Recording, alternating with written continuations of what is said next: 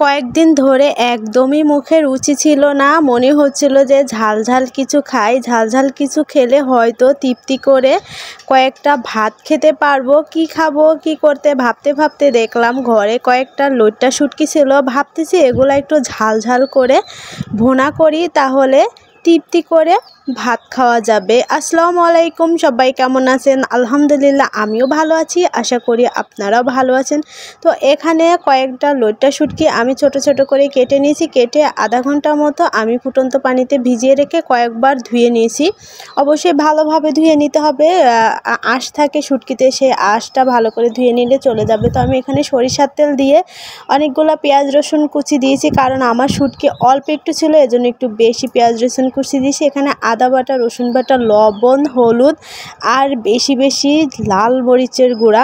বেশি মরিচ দিলে শুটকি ভুনা খেতে খুবই ভালো লাগে। আর বললামই তো মুখে রুচি ছিল না, তাই রুচির ঔষধ তৈরি করতেছি।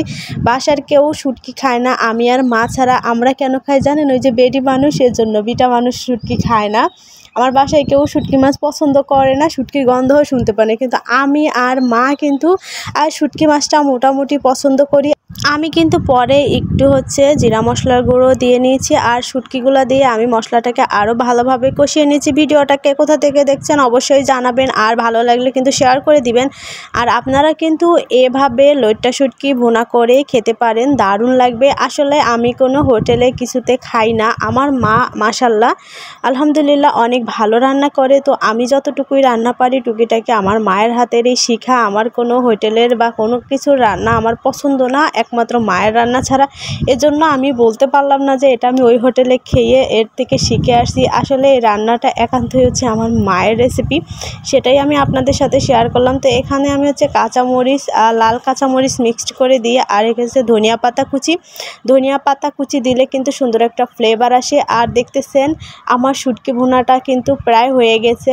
তেলটা কিন্তু একদম ভেসে ভেসে চলে আসছে, একদম পারফেক্ট কিন্তু হয়ে গেছে। কালার দেখেই কিন্তু বুঝতে পারতেছেন। এরকম শুটকি ভুনা হলে আপনার মুখে রুচি না থাকলে কয়েক সেকেন্ডের ভিতরে কিন্তু আপনার রুচি চলে আসবে। ঝাল ঝাল ছিল, এতটা মজার ছিল।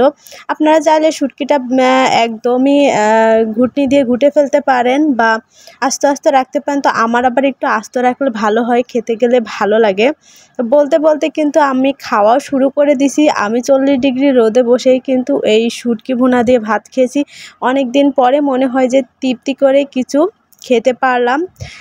আর বললামই তো যে এভাবে কিন্তু আপনারা ট্রাই করতে পারেন, আর আমাকে কিন্তু কমেন্টস করে জানাতে পারেন কারা কারা শুটকি মাছ খেতে পছন্দ করেন আমার মতো। আমি কিন্তু মোটামুটি খেতে পছন্দ করি। এই শুটকি মাছ খাওয়া দেখলে ঝাল ঝাল, যার জিভেতে পানি না আসবে তার জিভেতেও কিন্তু পানি চলে আসবে, এতটা লোভনীয় ছিল শুটকির ভুনাটা। তো সবাই ভালো থাকবেন। এতক্ষণ সাথে থেকে বকবক শোনার জন্য আপনাদেরকে অসংখ্য ধন্যবাদ। আবার দেখা হবে নতুন কোনো ভিডিওতে।